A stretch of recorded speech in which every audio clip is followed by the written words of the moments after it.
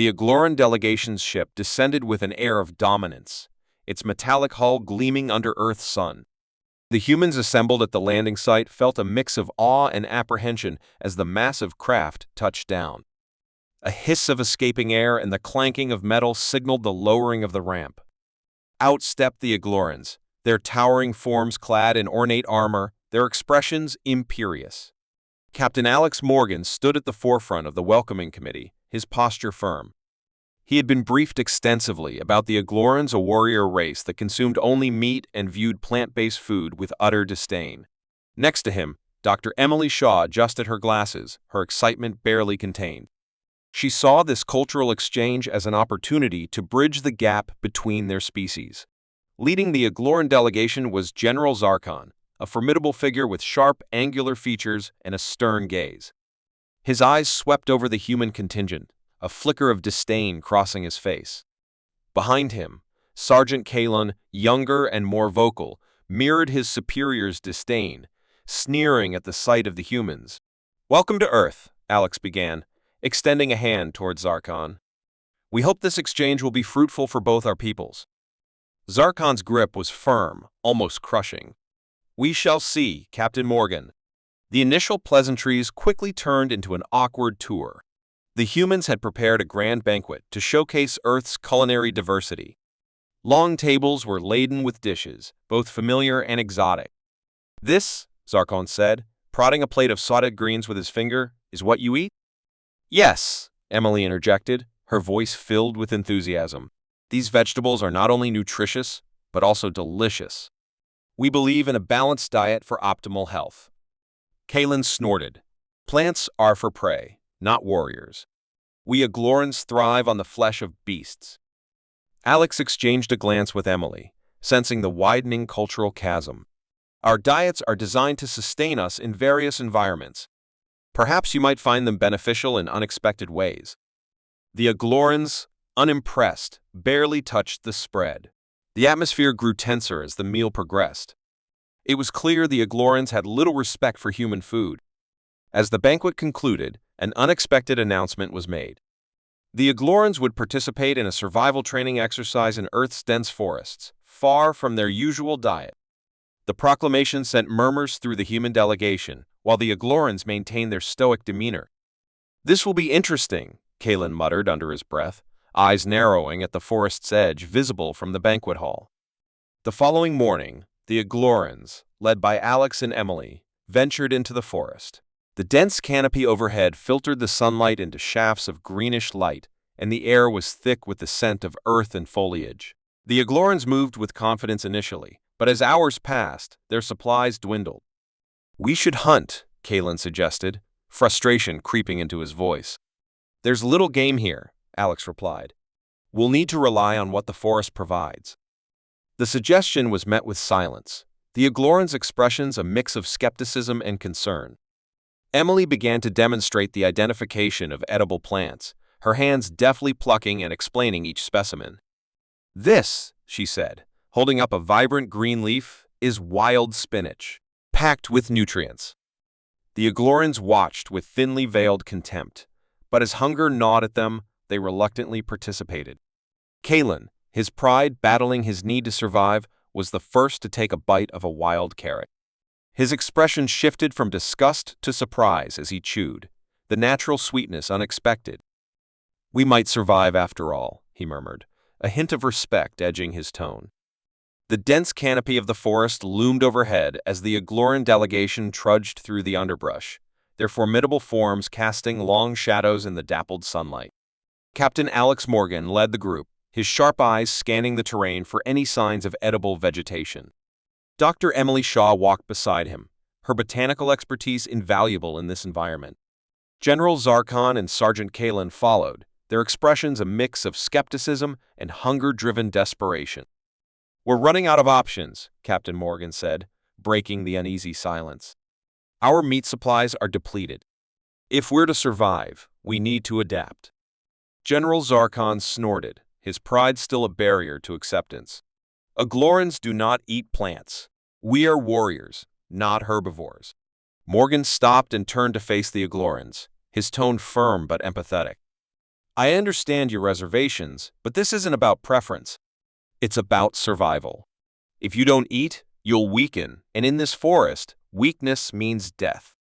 Dr. Shaw knelt beside a cluster of wild carrots, pulling one from the ground and brushing off the dirt. These are rich in nutrients, she explained, holding it out to Kalen. They can sustain you until we find other sources of food. Kalen eyed the carrot with a mixture of disdain and curiosity. His stomach growled, a stark reminder of his need. Reluctantly, he took the carrot and bit into it. His face twisted in surprise at the unexpected sweetness and crunch. He chewed slowly, the realization dawning that it was not as repulsive as he had imagined. Morgan seized the moment. There are many plants here that can provide the energy and strength you need. Emily and I will teach you how to identify and prepare them. As the days passed, the Aglorans reluctantly began to consume the plants. The initial revulsion faded as they felt the benefits. Their physical endurance increased, and mental clarity sharpened. Kalen, once the most vocal critic, now led the foraging efforts, his determination to survive overriding his prejudices. One evening, as the group gathered around a fire, Kalen turned to Morgan. I never thought I would say this, but these plants, they make us stronger. I feel it in my muscles, my mind. Morgan nodded, a slight smile on his lips. Our bodies need a balance of nutrients to function at their best. A varied diet ensures that balance. General Zarkon, who had been listening silently, finally spoke. Captain Morgan, you have shown us a way to survive. For that, we are grateful. But this does not mean we will abandon our traditions. I never expected you to, Morgan replied. But perhaps integrating new practices can enhance your traditions. Strengthen them. Zarkon considered this, his pride still a palpable force, but tempered by respect for Morgan's wisdom. You may be right, human. We will see. As night fell, the fire crackled and cast flickering shadows around the camp. The Aglorans, once so disdainful of plant-based food, now found themselves discussing the various flavors and benefits of the plants they had consumed. The transformation was evident, not just in their improved physical condition, but in their attitudes. The tranquility of the evening was shattered by a sudden, guttural growl from the darkness beyond the firelight. The group tensed, hands instinctively reaching for weapons.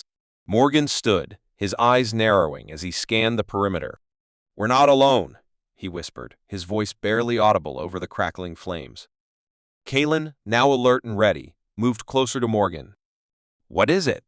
Something big, Morgan replied, his hand on his knife. And it's hungry. The dense canopy of the earth forest filtered sunlight into a soft, dappled glow as the Agloran warriors moved silently through the underbrush. Captain Alex Morgan watched them with a mixture of pride and relief. Just a few days ago, these fierce warriors scoffed at the notion of eating plants.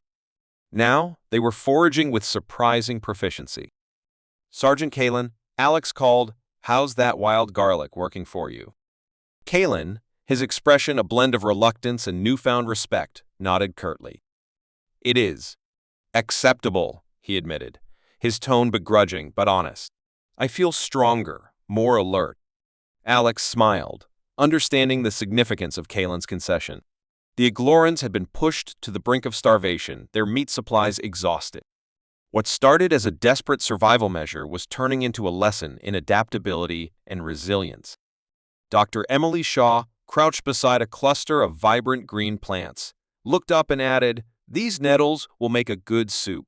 They're packed with nutrients."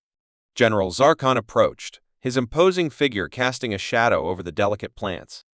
His skepticism had been relentless, but even he couldn't deny the changes in his men. They were recovering faster, their physical prowess visibly enhanced. You've proven your point, human, Zarkon said, his voice gravelly. But this does not mean we will abandon our traditions. No one's asking you to, Alex replied diplomatically. But integrating new elements can strengthen your warriors. It's not about replacing, it's about augmenting. The group continued their foraging, the air thick with the scent of pine and earth. Alex could sense a shift in the Aglorans' attitudes. What began as a test of endurance was evolving into a mutual exchange of knowledge. As they gathered around the campfire that evening, The Aglorans shared stories of their battles, and Alex shared tales of human resilience and ingenuity. "Tell us more about these vegetables," Kalen said, a hint of curiosity breaking through his usual stern demeanor. "How do they grow in such abundance?" Dr. Shaw explained, "Earth's soil is rich and diverse, supporting a wide variety of plant life. With proper care and knowledge, you can cultivate these plants on your home planet." Zarkon listened intently, his initial derision replaced by contemplation. "We have faced many challenges, but food scarcity has never been one. Yet, this new strength, it cannot be ignored." The evening wore on, and as the fire crackled, the Aglorans asked more questions. Their interest piqued. Alex felt a sense of achievement. This cultural exchange was proving more fruitful than he had anticipated. Suddenly, the tranquil night was shattered by the distant howl of a predator. The Aglorans sprang to their feet, weapons ready. Alex held up a hand. "Hold on. It's probably just a wolf. They don't usually attack unless provoked." But the howling grew closer, more insistent. The forest seemed to close in around them, the darkness pressing in. "Stay alert," Zarkon commanded, his eyes scanning the tree line. From the shadows, glowing eyes appeared, and the air grew thick with tension. The Aglorans formed a defensive circle, their training kicking in. Alex's heart pounded as he recognized the challenge before them. This was no ordinary predator. The creatures emerging from the darkness were unlike anything he had seen before. "We stand together," Alex said, drawing his weapon. "Human and Agloran. Let's show them what we're made of." Captain Alex Morgan and Dr. Emily Shaw stood on the grand dais, their presence commanding the attention of the vast audience gathered in the Agloran Grand Hall. The Agloran Emperor, a towering figure with a regal bearing, sat on his throne, his piercing eyes fixed on the two humans who dramatically altered the course of his people's future. The central conflict had reached a critical juncture. The Aglorans, once staunch meat-eaters, had experienced a revelation. Their warriors, led by General Zarkon and Sergeant Kalen, had returned from Earth's dense forests, not only alive, but invigorated by their new diet. The Agloran Emperor had summoned Morgan and Shaw to formalize the newfound alliance and discuss the integration of vegetables into Agloran agriculture. As the Emperor rose, the hall fell silent. "Captain Morgan, Dr. Shaw," he began, his voice resonating with authority, "your knowledge has brought remarkable changes to my people. General Zarkon, once skeptical, now stands as a testament to the benefits of your teachings." Morgan, standing tall, nodded respectfully. "Your Majesty, it has been an honor to share our knowledge. We believe that cooperation between our species can lead to greater advancements for both our worlds." The Emperor's gaze shifted to Zarkon, who stepped forward. "I was a fool," Zarkon admitted, his voice echoing through the hall. "I dismissed the human's diet as weak. Yet, during our time on Earth, we discovered the true strength it provided. Our warriors are now faster, stronger, and more focused." Kalon, his former adversary in this dietary transformation, added, "We owe our survival to the skills and knowledge imparted by Captain Morgan and Dr. Shaw. The benefits of a balanced diet have exceeded all our expectations." The dialogue flowed naturally, revealing the deep changes in the Aglorans' attitudes. The narrative moved smoothly from one revelation to another, each sentence deepening the understanding of the characters and their motivations. The Emperor raised his hand, signaling for silence. "We must now look to the future. Dr. Shaw, how do you propose we integrate these new agricultural practices into our society?" Dr. Shaw stepped forward, her eyes bright with enthusiasm. "Your Majesty, we can begin by establishing experimental farms. Our initial focus should be on high-yield, nutrient-rich vegetables.